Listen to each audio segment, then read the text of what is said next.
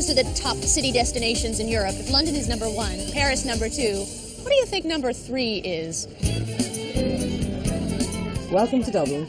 Would you believe Dublin, Ireland? Yeah, just ask the tourism office here. Actually, all kidding aside, Dublin has been getting a lot of press lately because of its major revitalization and general sprucing up, as it were. Take, for instance, Grafton Street, which has always had shops on it, but is now this major shopping thoroughfare that serves up a lot of flash with its fashion. People talk about this once solidly Irish city becoming more international, more cosmopolitan, and 50% of its 1 million people are under the age of 25, so there's a lot of excitement here. I don't know about you, but I didn't come here to eat fusion cuisine and sip apple martinis. I've come to Dublin to experience true Irish heritage, so just want to know, does the old Dublin still exist?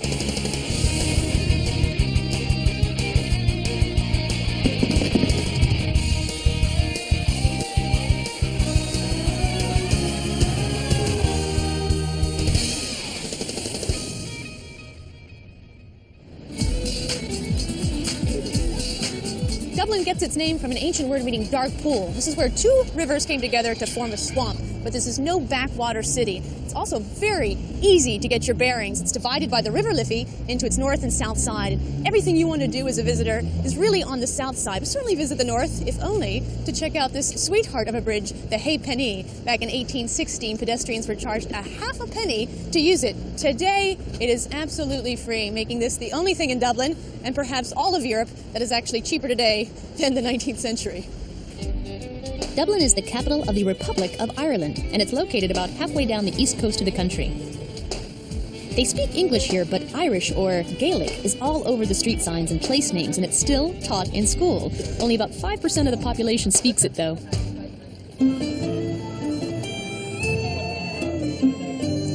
This is Dublin's famous district, the Temple Bar. Strange name, isn't it? Temple is actually the last name of a family who used to live here in the 17th century, and bar is just another word for a walkway along the river. Now, when people talk about the new Dublin, this is one of the areas they're referring to because this was once all dilapidated and forgotten, and now it's considered Dublin's cultural quarter. You've got the Gallery of Photography, Irish Film Institute, Temple Bar Music Center, plenty to keep you busy.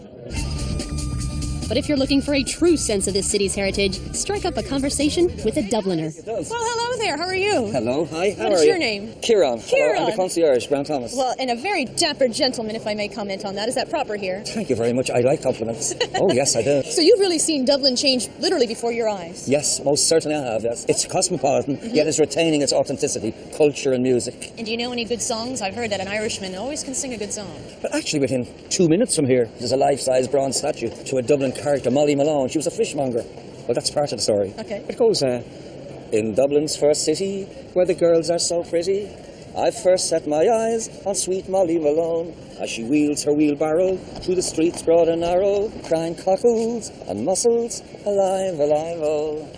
Authentic Dublin still exists. Thank you very much, Kieran. Have a good day. Thank you. Bye-bye. Dublin is definitely a walking town, but there's also the city bus, lots of taxis, a sleek new light rail tram that runs every 5 minutes, and of course the tour buses. They stop at 19 city attractions, and you can hop on and off as much as you like for only around €12.50 a day. On the south side of Dublin, right near Marion Square, is where you will experience Dublin at its prettiest. Neighborhoods of Georgian architecture, so exquisite. And you'll notice that each door is painted a different color, and there's a rather saucy story behind this, as usual here in Dublin. And the story goes that one time, all the doors were painted black. Well, one night, a fella, having had a little too much to drink, walks into the wrong home, gets in bed with the wrong wife. The real husband comes home, shoots him dead. So all the wives immediately painted their doors a different color to help their husbands, having been properly stewed to the gills, find the proper door. Now, of course, this story is a little more interesting when told with an Irish accent, but, well, I'm not Irish now, am I?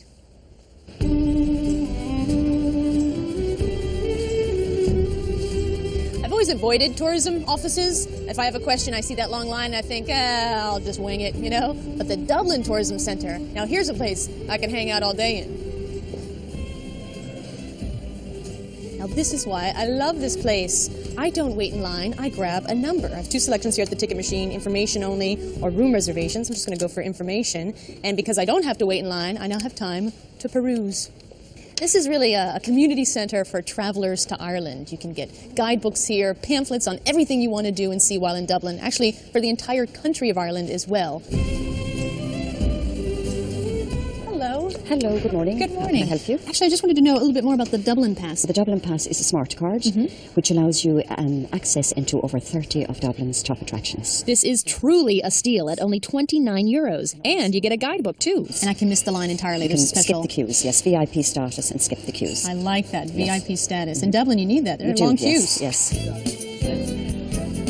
Excuse me. Yes. Can I ask you a question? You can indeed. There's a postcard over there that says Pog Mathoin. What does that mean? It's Pog Mahone. Pog Mahone. Pog Mahone. And it means kiss my bum. It So does. that's a sweet Irish expression, I see. It's a traditional greeting. I have another question to ask you.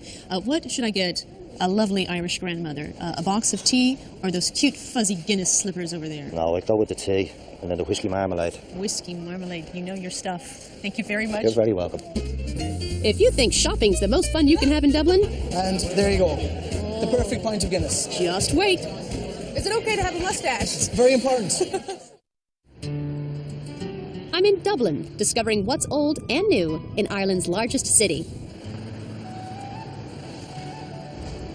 I'm staying in Ballsbridge, which is a lovely residential area, just about a 10-minute walk into the city centre of Dublin. And I am staying at a budget hotel, which I know I'm not really known for those things, but I love a good deal when I see them too, and I think you're going to like this one. This is Bewleys. Beautiful, isn't it? Doesn't have that "don't complain, it's cheap" architecture that usually announces budget hotels, and the architecture is just one of the many surprises inside. Bewleys Hotel is built into a restored 19th century Masonic home for orphan girls. Its lobby is open and airy with a modern atrium-like roof. So this is my room. I love my room. Do you know why? Because it is €99 a night. And if you look around, yeah, it's your basic hotel room, but there are amenities here that you do not get in a budget hotel. I have high-speed internet access, cable TV, little hot pot so I can make my tea, and this comfy duvet with fluffy pillows. Very comfortable. I also have an iron and an ironing board, which you never get in any European hotel. They always tell you it's because of their electric wiring problems, but I think it's so they can charge you $10 to press your pants. So it's a functional room, it's clean, and it actually has a lot of perks. And here's the kicker. Every room in this hotel is €99 a night. There's no high season, no low season, no New Year's Eve price, Easter weekend price. It's all one rate. There are 3 Bewleys here in Dublin, and they're also all over the UK. So look them up because I have really enjoyed my experience here.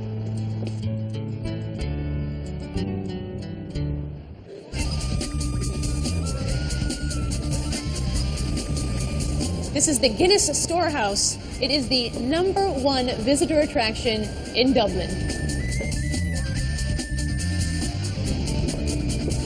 In 1759, a young Irishman inherited roughly the equivalent of $150 US. And with that money, he started a business that would soon become an empire, selling just one product to over 150 countries and even reaching central Siberia. Now, if you were sent to Siberia, what would be one thing you could really go for? A pint of Guinness. Now, of course, you'd expect to find loads of info about the brewing process, the secret ingredients that go into a Guinness, but this is a fully decked-out multimedia center. As for me, I'm here for the taste test. This is the Gravity Bar at the top of the storehouse, and it commands a 360-degree panoramic view of Dublin City. Hello there. Hello, how are you? Very good. How are you doing? I'm very well, thanks. I'm here for my complimentary pint of Guinness. And why not? And maybe a few more. You place the glass just underneath the nozzle at a 45-degree angle, and of course you hear that surge of gas. So we gradually allow the Guinness to settle just above the harp. Wow. Okay, just here. So it's quite an event here, just sitting here watching the glass. It takes 119 seconds for the Guinness to settle properly. And are we done now? The final stage is, we call it back for black. Back for black. Back for black. Basically what we're doing is putting good Guinness in to push the head just proud of the glass. And we'll put a little shamrock on the top for you. Well, aren't you an artist? Well, I do my best. It's very nice. And there you go. The perfect pint of Guinness. That is beautiful. I've always stayed away from Guinness because as a woman you're always trying to watch your figure, you know what I'm saying? And what a lovely figure you have.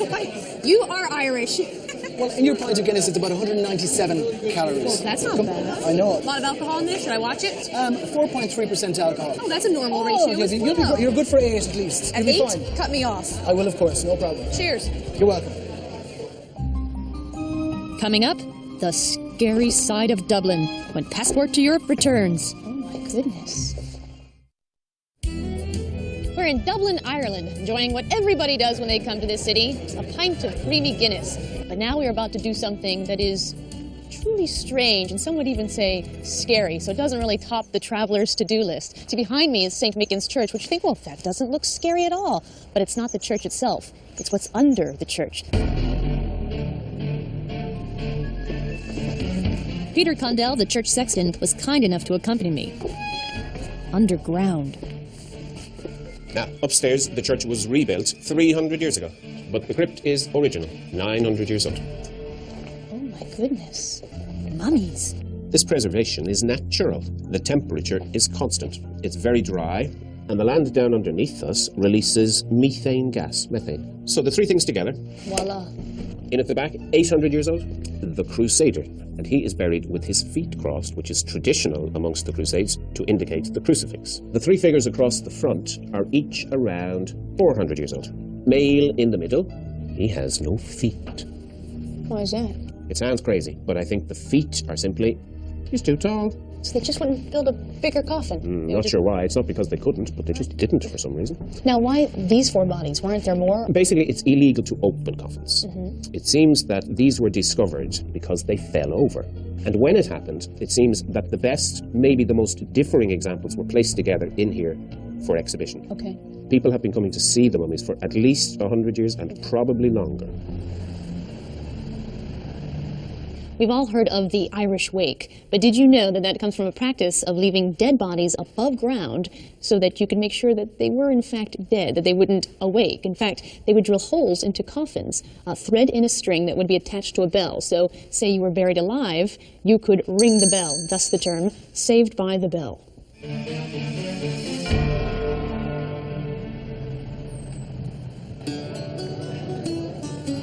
Now in Dublin, you certainly have global cuisine at your fingertips, but you definitely want a traditional Irish meal. And I was told to come to Gallagher's Boxty House because it served just that. But the meal to have here is a boxty. A boxty is a potato pancake, and the filling is bacon and cabbage with parsley sauce. And how many of these do you serve a day, do you figure? The boxties we sell at about 150. So you're a house of pancakes. Indeed. Excellent. Thank you very much. Enjoy your meal. That looks wonderful. Oh, very good.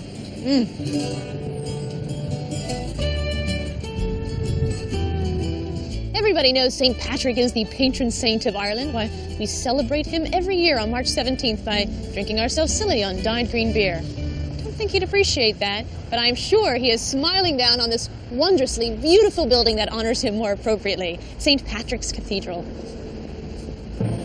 This is the National Cathedral of Ireland. It was built in 1192, but this has always been a religious site. St. Patrick, on his journey through Ireland, is said to have passed through Dublin and baptized converts to Christianity at a holy well right here on the cathedral grounds. You know, touring through Europe, I've got a few cathedrals under my belt, and one thing that strikes me so upon entering them is just their silence.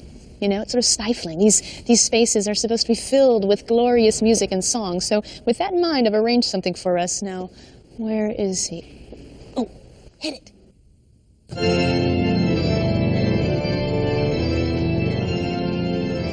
Organist Peter Barley can put on a show that would make St. Patrick proud. Do I clap? Can I clap? Yes. That was wonderful. It's just amazing how the space out there completely changes with your music. You don't get as much of an impression of it here as you do out there. It's much, much louder out there, of course. This is quite an instrument. What are these? These are called stops. These control the different sounds. This is like trombones. Trombones. So So it sounds a bit like a trombone. Quite a low little sound like that. You can do a You've got tuba. a tuba. So you are a one-man band. Indeed, absolutely. How old is this organ? Well, most of it dates from 1902, so it's just over 100 years old. And is music generally written for the organ? Or It is. There's a very large repertoire for the organ, actually. Yeah. Do you know any Beatles? I don't know very much popular stuff, no. No trip to Dublin is complete without some Irish music. But how about actually getting in on the action? That's next.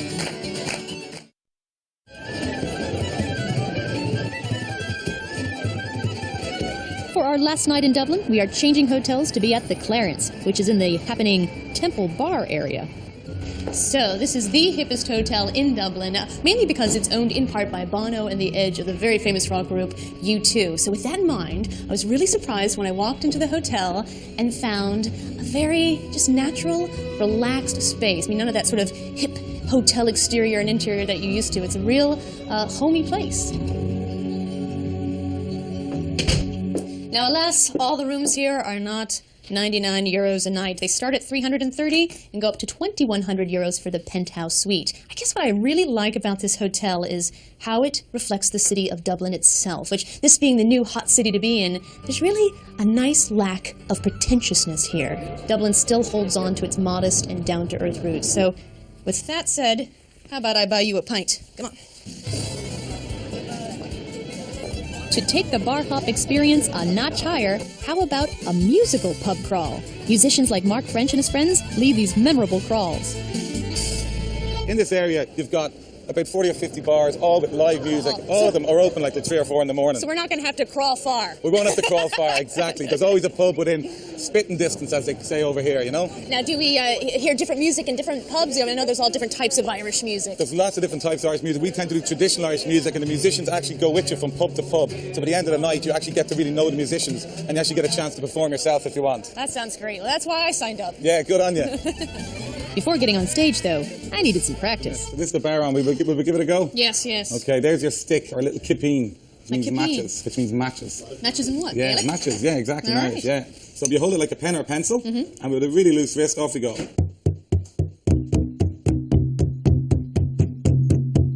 That's really good. That's really good. Just keep the wrist really loose. She's a natural. For a pint of Guinness, I can do anything. Exactly. I can't talk while we're playing at the same time, so I'll talk and now I'll go back. It's really good.